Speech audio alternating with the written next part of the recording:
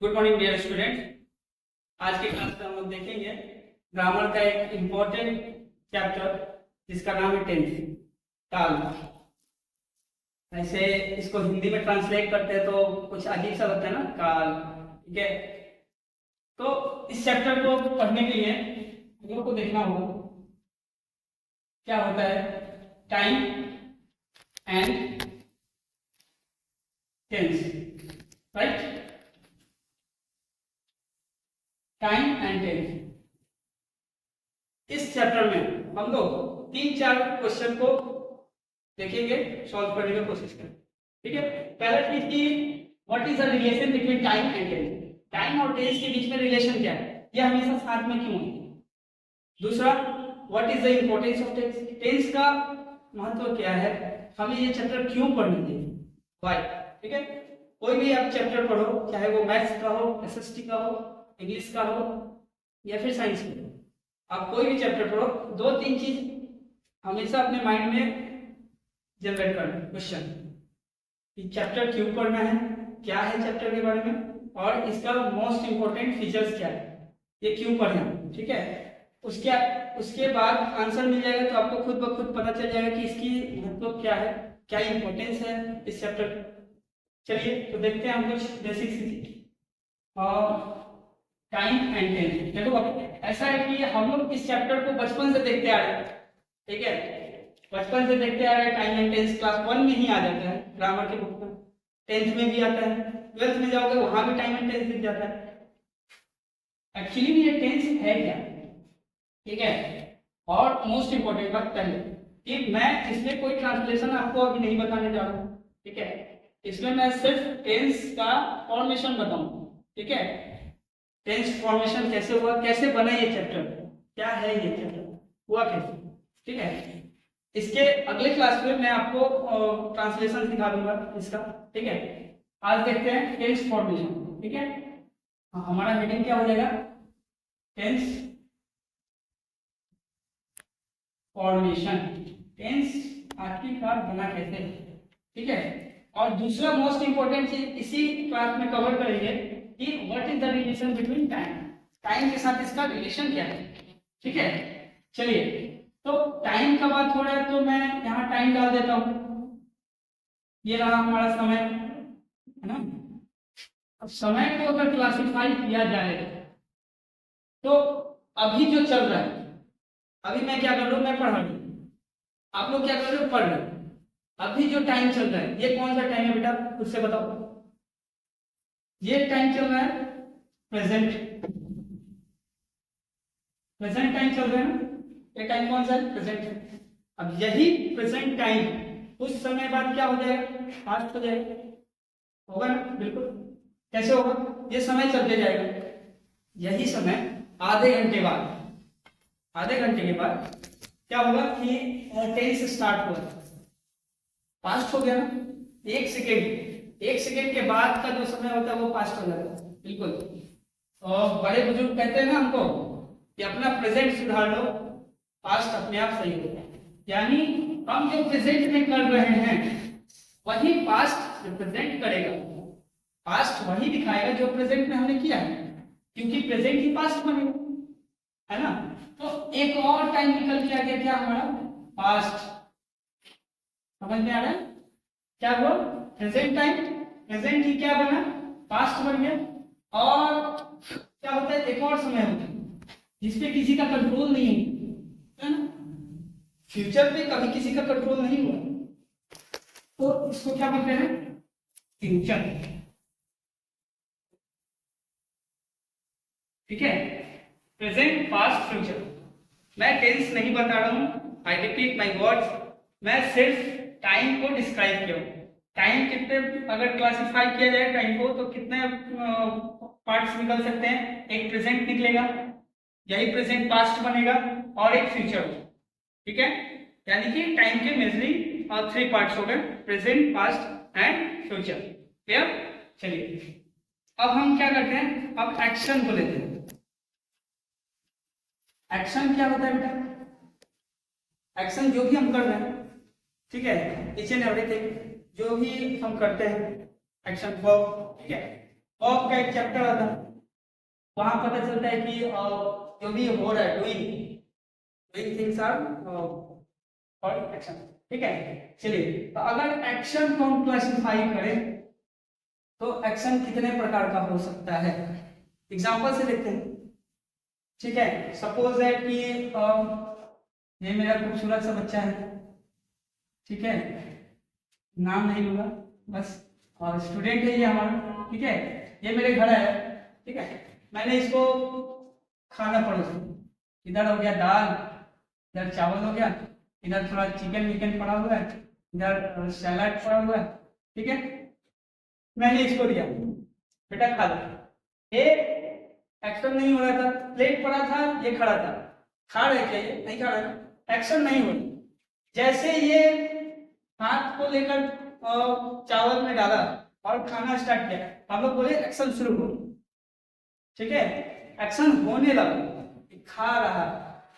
ठीक है, ये क्या कर रहा है, खा रहा। सपोज दैट मैं खड़ा हूं, ठीक है, मैं खड़ा हूं ना, अब चलने लगा, तो मैं जैसे चलने लगा एक्शन हुआ, मैं चुप हूं, मैं जैसे बोल रहा हूं वैसे एक्शन शुरू हो रहा है। ठीक है, तो एक एक्शन का टाइप हमको पता चला, ये खाते जा रहा है, खाते जा रहा है, खाते जा रहा है, खाते जा रहा है, ये क्या कर रहा है, एक ही एक्शन को कंटिन्यू कर रहा है, एक ही एक्शन को कंटिन्यू करते जा रहे, करते जा रहे, करते जा रहे, तो ये एक्शन क्या होगा, कंटिन्यू है ना, एक्शन कंटिन्यू है, तो एक एक्शन हमारा पता चला कॉन्टिन्यूअस। क्या हुआ बेटा, कॉन्टिन्यूअस। ठीक है, एक एक्शन पता चला हमको कॉन्टिन्यूअस। अब यही कॉन्टिन्यूअस है, ये खाते जाएगा, खाते जाएगा, कभी तो रुकेगा। ऐसा थोड़ी कि ये दानव है पूरा दुनिया का खाना खा जाएगा फिर भी नहीं रुकेगा, तभी तो इसका पेट भरेगा। एट लास्ट क्या होगा, इसका प्लेट खाली होगा, एक दो बार और चावल ले सकता है। ठीक है, और उसके बाद क्या होगा कि इसका प्लेट खाली होगा, पेट क्या होगा इसका, भर जाएगा। अब क्या बोलेगा, सर हम खाली, थोड़ा सा डकार लेगा और फिर हाथ धो लेगा, तो क्या होगा, खा लिया होगा ना, ये बच्चा जो है खा लिया, खाना खा लिया। तो इसका जो एक्शन जो कंटिन्यू चल रहा था, ये क्या होगा, कंप्लीट हो, क्या हो जाएगा बेटा, कंप्लीट। कंप्लीट मीन्स परफेक्ट, क्या हो जाएगा, परफेक्ट। तो एक और एक्शन निकल के क्या आया, परफेक्ट। जब ये कंटिन्यू कोई एक्शन चल रहा है, वही जब ओवर होगा, कंप्लीट हो जाएगा, उसी एक्शन को हम क्या बोल देंगे, परफेक्ट एक्शन। तो ये हमारा दो टाइप का एक्शन है। ठीक है, एक और टाइप का एक्शन हम देखते हैं, पता करते हैं। सपोज दैट ये हमारा स्कूल है, success international public school, SIES। Suppose that ये हमारा स्कूल है, ठीक है, ये हमारा हो गया घर, ठीक है, होम। ठीक, अब मेरे घर पे बहुत सारा बुक पड़ा हुआ है, सपोज दैट ये बुक है, ये सारा बुक है, ठीक, और ये रहा मेरे घर से स्कूल आने का रास्ता।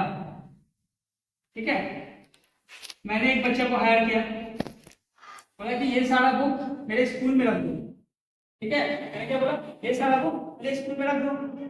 उसका एक्शन शुरू हो गया, यहाँ से बुक उठाया, यहाँ रखना शुरू किया, उठाया रखना शुरू किया, उठाया रखना शुरू किया, उठाया रखना शुरू किया। ये कौन सा एक्शन चल रहा है, ये कौन सा एक्शन चल रहा है, कंटिन्यूअस। वेरी गुड, कंटिन्यू हो, एक्शन कंटिन्यू है, कंटिन्यूअस एक्शन।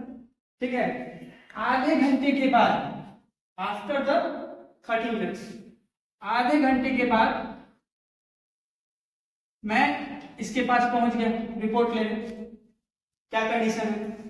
ठीक है, तो हमने नोटिस क्या किया कि ये बच्चा जो है अभी भी किताब रख ही रहा है, रख ही रहा है, रख ही रहा है, रख ही रहा है। ठीक है, कंटिन्यूअस है ना।